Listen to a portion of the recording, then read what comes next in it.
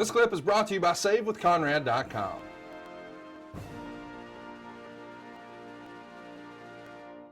It didn't happen. Austin's a bad guy, and it's not going to do big business.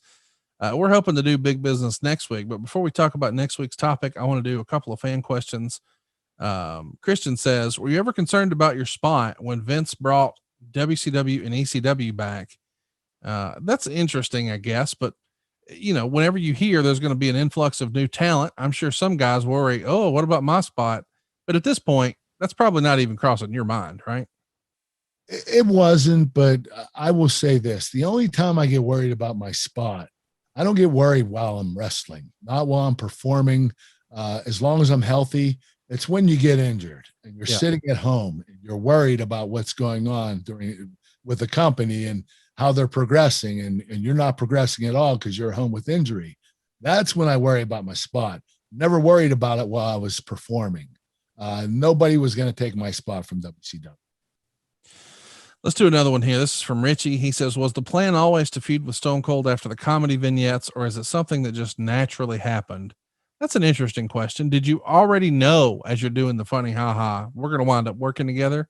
Or do you not know until closer to this show? We didn't know. And Vince didn't let us know. I think that it just naturally happened. I think Vince said, hey, these guys have great chemistry together, working together.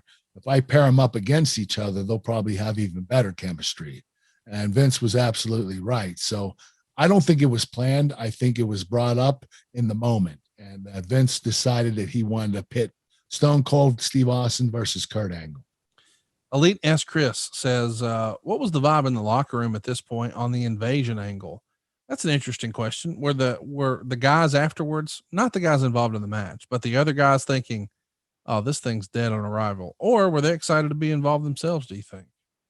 I think everybody was excited, but they just didn't know what was going on. They were very confused. Things were changing all the time.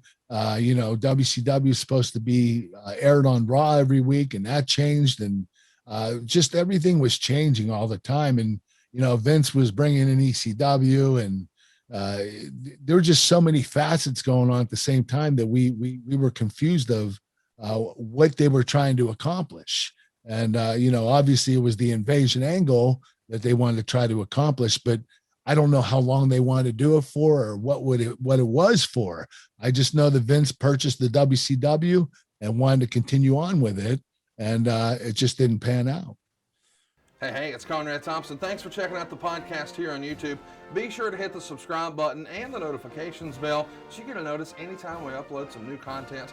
And go save yourself some money right now. If you're in a 30-year loan or you have credit card debt, it's not a matter of if I can save you money. It's a matter of how much.